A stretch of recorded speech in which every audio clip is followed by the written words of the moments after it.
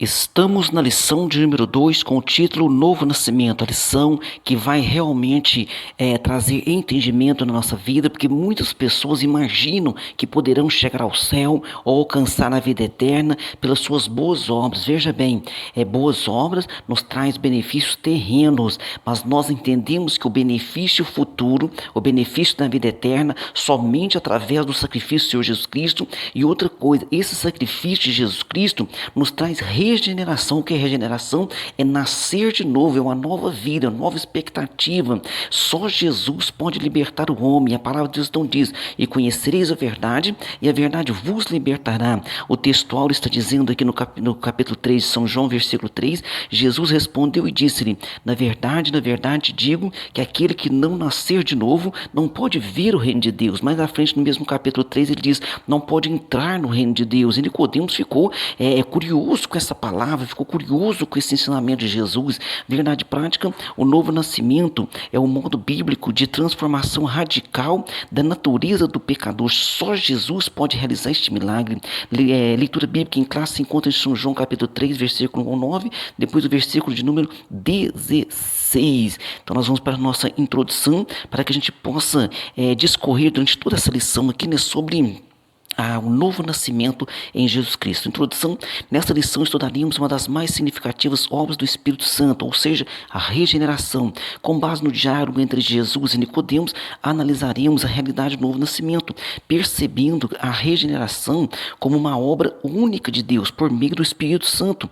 Adicionalmente, destacaremos a importância da extraordinária obra na vida do pecador e os meios pelos quais, Deus disponibiliza para que possamos vivenciar a experiência da regeneração. Então, começando aqui na parte primeira, Jesus e Nicodemos. No item 1, quem era Nicodemos? O contexto de João 3 revela que Jesus já era uma figura conhecida em Jerusalém, devido ao milagre que realizou ao transformar a água em vinho, e a sua fama espalhou-se rapidamente naquelas redondezas. Então, Nicodemos já havia ouvido falar de Jesus. Foi nesse cenário que Jesus despertou o interesse de um mestre. Ele era um mestre da lei, um mestre israelita chamado Nicodemos. Então diz aqui, e havia entre os fariseus um homem chamado Nicodemos, príncipe dos judeus.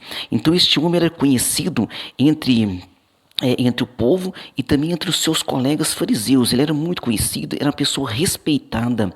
Assim, Nicodemos procurou Jesus durante a noite para questioná-lo. Então diz assim, este foi ter de noite com Jesus e disse-lhe: Rabi, bem sabemos que és mestre vindo de Deus, porque ninguém pode fazer estes sinais que tu fazes se Deus não for com ele. Então ele reconheceu que Jesus realmente era enviado de Deus. Agora, por ele ter ido falar com Jesus à noite, alguns interpretam que ele também estava, de certa forma, querendo, de alguma maneira, manter um anonimato.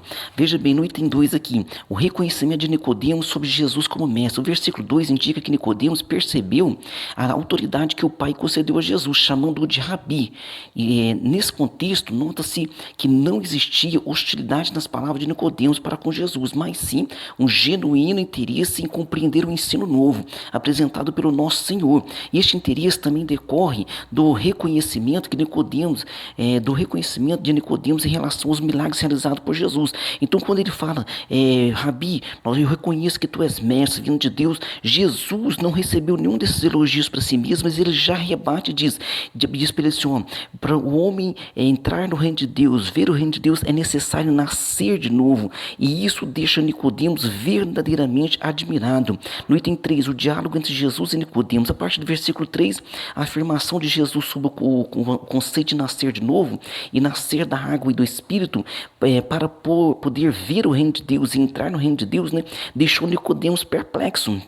Nicodemos ficou admirado ao Jesus falar com ele, Na verdade digo que se não nascer de novo, não pode ver o reino de Deus. Ele fica curioso com essa expressão de Jesus, E Jesus também diz: na verdade digo que aquele que não nascer da água e do Espírito não pode entrar no reino de Deus. O que é nascido da carne é carne, o que é nascido do Espírito é Espírito. Nicodemos vai interrogar, dizendo: como pode um homem já velho nascer de novo? As palavras água e Espírito aparecem frequentemente ao longo do Evangelho de João, transmitindo transmitindo a ideia de elementos fundamentais para a nossa admissão no reino celestial. Dessa forma, a referência à água e ao Espírito recorda-nos a mensagem de João Batista ali do arrependimento, né? Arrependei-vos e sejam batizados. Então essa mensagem de arrependimento que João Batista ali pregava, essa mensagem de arrependimento significa o quê? Mudança de vida, significa nascer de novo. E ele já anunciava ao Senhor Jesus Cristo, dizendo: eu vos batizo com água para arrependimento, mas aquele que vem após mim é maior do que eu não sou digno de desamarrar suas sandálias, e ele batizará com o Espírito Santo e com fogo. Na parte 2, o novo nascimento, a obra de regeneração. No item 1, o novo nascimento. A palavra regeneração tem origem no termo grego paligênesia, e significa literalmente voltar a ser gerado novamente. Assim, a regeneração é um conceito utilizado na teologia, especialmente na soteriologia, que é a doutrina da salvação, para descrever o ato divino de transformação interior do pecador. A expressão novo nascimento está vinculada à doutrina bíblica da regeneração, referindo-se a uma mudança realizada pela graça quando o pecador, que possui uma natureza carnal corrompida e caída em pecado, passa a ter uma nova natureza, agora purificada e espiritualmente restaurada. É só Deus que pode fazer isso, é um milagre, né? Diz assim em Tiago: segundo a sua vontade, ele nos gerou pela palavra da verdade, para que fôssemos como primícia das suas criaturas. Jesus abordou este tema quando falou a Nicodemos: aquele que não nascer de novo não pode ver o reino de Deus. Ele usa a expressão ver e depois ele usa a expressão entrar no reino de Deus. A regeneração como obra exclusiva de Deus. A regeneração é um ato que Deus realiza na vida, do pecador. É um ato miraculoso mesmo, né? Levando uma mudança radical no seu coração e provocando uma transformação profunda da vida interior. Este processo acontece quando o pecador reconhece os seus erros e a necessidade de um Salvador. Nesse contexto, Deus efetua essa obra regeneradora através do Espírito Santo, que concede nova vida ao pecador. Por essa razão, a regeneração é uma ação puramente divina. Na Epístola de Tiago, ele vai dizer assim: toda boa dádiva e todo dom perfeito vem do alto, vem de Deus, segundo a sua vontade, e ele nos gerou pela palavra da verdade. E eu tenho um exemplo, né, que tinha um senhor que ele tinha um problema muito sério de alcoolismo, e ele estava entrou num processo de enfermidade, e naquele processo de enfermidade ele estava com o seu fígado todo comprometido, e os médicos também não deu muito tempo de vida para ele. Ele vai para a igreja, e através de estar na igreja, ele mudou seus hábitos, né, parou de beber, não frequentava mais os bares. E algum tempo depois ele me contou dizendo assim: olha, o fulano que era meu colega lá de bar me encontrou comigo e achou estranho que você sumiu do bar, nós achou que você tinha morrido, né? Aí eu brinquei com ele e falei assim: não, na verdade você realmente morreu, mas morreu para o mundo. Então a regeneração que Jesus Cristo faz é essa: ele faz com que a pessoa morra para as vontades do mundo e ressuscite numa nova vida para as coisas que pertencem a Deus. No item 3 aqui, a necessidade da regeneração do pecador. A Bíblia ensina que o ser humano é pecador, e em uma de suas cartas o apóstolo Paulo destaca a pecaminosidade do ser humano em razão da queda de nossos primeiros pais. Então ele diz ali, né, em Romanos 5,12: pelo que, como por um homem entrou o pecado no mundo, e pelo pecado a morte, assim também a morte passou a todos os homens, por isso que todos pecaram. Então através de Adão vem a natureza pecaminosa que está sobre a nossa vida, a gente nós chamamos de carnalidade. A Bíblia diz em Romanos 3,23 também: porque todos pecaram e destituídos estão da glória de Deus. Então, por um homem entra o pecado, mas por um homem também nós vencemos o pecado, que vai dizer que, assim surge a necessidade de cada indivíduo passar pela experiência da regeneração. Aí vai dizer assim, porque como pela desobediência de um homem, Adão, né, muitos foram feitos pecadores, assim pela obediência de quem é Cristo, muitos são feitos justos. Então você tem que escolher: você quer permanecer com a natureza adâmica, ou você quer agora uma nova natureza através do sacrifício de Cristo? Esta magnífica obra foi confirmada pelo Senhor Jesus Cristo durante a sua morte sacrificial. Diz assim: e achado na forma de um homem, humilhou-se a si mesmo, sendo obediente até a morte e morte de cruz. Na cruz ele conquistou a oportunidade de vivermos uma nova vida. Então o Senhor Jesus Cristo, ele nos comprou de volta para ele mesmo. Então aquele que crê em Jesus tem a vida eterna. Porquanto, devido à nossa natureza pecaminosa e ao que Jesus realizou na cruz, a ação regeneradora do Espírito Santo é essencial para todos os seres humanos. E nós temos que entender que são todos. A Bíblia, Jesus fala assim, ó, vinde a mim todos que estáis cansados. Então a salvação é para todos. Nós temos o livre-arbítrio. Então nós temos a condição, né, de escolher o Senhor Jesus Cristo. O Espírito Santo toca em nosso coração. O Espírito Santo convida a cada um de nós a chegarmos mais próximo desse Deus e recebermos essa salvação. Parte 3, os meios da obra regeneradora. No item 1, a operação do Espírito Santo, é claro, né? O conceito de nascer da água refere-se de forma metafórica à ação purificadora do Espírito. Embora muitos interpretem a água no Evangelho de João como alusão ao batismo cristão, é claro que o batismo cristão é o simbolismo, né? Mas não é o ato em si, porque tem pessoas que pensam que o milagre, o batismo nas águas ele é milagroso. Não, o batismo nas águas é o simbolismo daquilo que a pessoa confessou diante dos homens e está recebendo diante de Cristo. A regeneração que se produz não é algo físico ou material, mas sim uma transformação interior através do Espírito Santo. Nesse sentido, nascer da água simboliza a obra purificadora do Espírito Santo, né? Sobre aqueles o qual recebe o Senhor Jesus Cristo. Jesus respondeu e disse assim, na verdade digo que aquele que não nascer da água e do Espírito não pode entrar no reino de Deus. Ele fala, ele fala entrar no reino de Deus. Então, dessa forma, de certa forma, o modo como se manifesta a regeneração da vida do salvo possui um caráter que o autor está dizendo que é misterioso, né? Eu vou falar diferente, falar assim, um caráter milagroso, vê só Jesus mesmo. No entanto, é inegável que aqueles que vivenciam essa experiência recebem, mediante a ação do Espírito Santo, uma nova vida em Cristo, ou seja, a lavagem da regeneração e da renovação do Espírito Santo. Então, isso realmente é miraculoso. No item 2 aqui, a palavra de Deus tem o poder regenerador na vida do pecador, conforme podemos ler na epístola do apóstolo Pedro, diz assim, ó, sendo de novo gerados, não de semente corruptível, né, do papai e da mamãe, mas da incorruptível,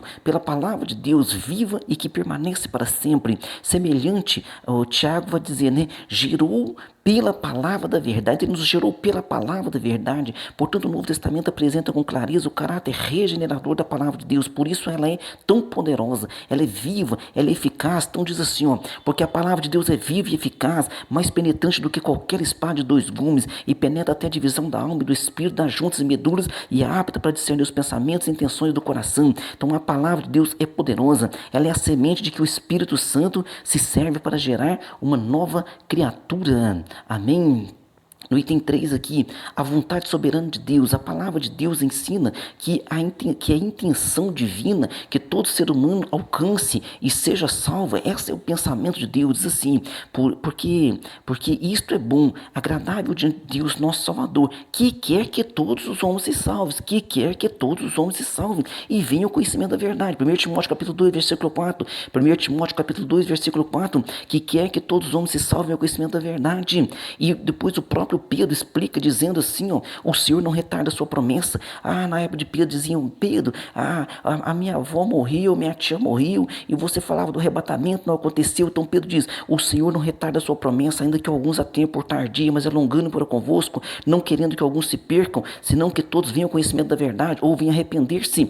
E aí ele complementa dizendo o seguinte, 1000 anos para Deus é como um dia, e um dia como 1000 anos. Então em 2030 agora vai inteirar 2000 anos que Jesus morreu na cruz do Calvário, e ele prometeu arrebatar a igreja. Na contabilidade de Deus são 2 dias. Deus está sendo longânimo, porque quem sabe você que está ouvindo essa palavra precisa se entregar, precisa reconciliar, precisa receber essa renovação e seja então abençoada em nome de Jesus. No entanto, segundo a sua vontade permissiva, as pessoas têm liberdade de fazer escolhas, declinando, né, ou decidindo de buscar ou não o perdão divino. Então o Senhor Deus, ele nos dá nós falamos de livre-arbítrio, né? Os calvinistas não entendem dessa forma, mas nós entendemos dessa forma, viu? Conclusão, a obra de regeneração do Espírito Santo possibilita ao pecador a participação da natureza divina. Então nós participamos agora da natureza divina através desse milagre, veja bem. Assim que já não és mais servo, mas filho, e se és filhos, és também herdeiro de Deus por Cristo. Então agora nós fazemos parte da família divina. Este recebe pleno acesso ao reino de Deus, bem como a sua filiação divina. Diz assim, e aos que creem, deu-lhes o poder de serem feitos filhos de Deus. Então diz assim, ó, mas a todos quantos receberam, deu-lhes o poder de serem feitos filhos de Deus, aos que creem no seu nome. Então você crê no nome do Senhor, ele já dá poder para você ser feito filho de Deus. Dessa forma, assim que o pecador se arrepende e aceita o evangelho, o Espírito Santo começa o quê? A trabalhar no coração dele. Quando ele aceita, é claro que o Espírito Santo já estava lá trabalhando, mas agora ele aceita ser morada do Espírito Santo, e o Espírito Santo vai o quê? Completar essa obra salvífica sobre a vida dele, que só o Espírito Santo é que pode regenerar um coração. Amém? Vamos para nossas perguntas. Quem era Nicodemos? Era um mestre da lei, um sábio da lei, né? Que foi ter com Jesus, e ele era conhecido e tinha, ele era conhecido tanto do povo como também dos seus colegas fariseus. Pergunta 2, que afirmação de Jesus deixou Nicodemos perplexo? A afirmação que Jesus diz para ele é o seguinte: na verdade digo que se o homem não nascer de novo, não pode entrar e não pode vir o reino de Deus. Pergunta 3, o que se entende por regeneração? É um conceito utilizado na teologia, especialmente, né, na soteriologia, que estuda a salvação, especialmente na soteriologia, a doutrina da salvação, para descrever o ato divino de transformação interior do pecador. Pergunta 4, por qual razão todos os seres humanos necessitam da regeneração? Devido à nossa natureza decaída ou caída, que nós herdamos do primeiro Adão, mas o segundo Adão, que é Jesus, ele vem na cruz do Calvário e resolve tudo. Então crê no Senhor Jesus e será salvo tu e a tua casa. Pergunta 5, qual é o significado da expressão nascer da água? Esse conceito de nascer da água refere-se de forma metafórica à ação purificadora do Espírito Santo. Amém? Deus abençoe você e sua família, e até a próxima aula.